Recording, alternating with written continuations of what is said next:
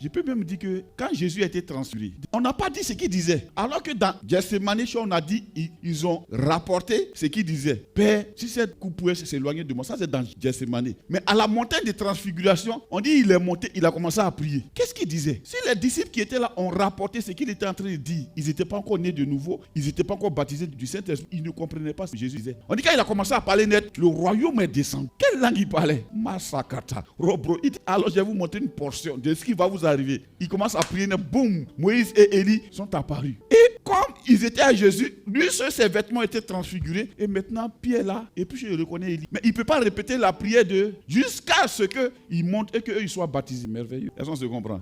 Ça peut aller. Parler en langue, c'est loué. Quand Jésus a dit quoi? Il dit, il cherche des adorateurs. Ceux qui l'adorent en esprit, qui parlent en esprit. Donc quand un adorateur a une vie de prière en langue, il a une révélation particulière. Quand il vient chanter, la parole devient un avec lui. C'est différent.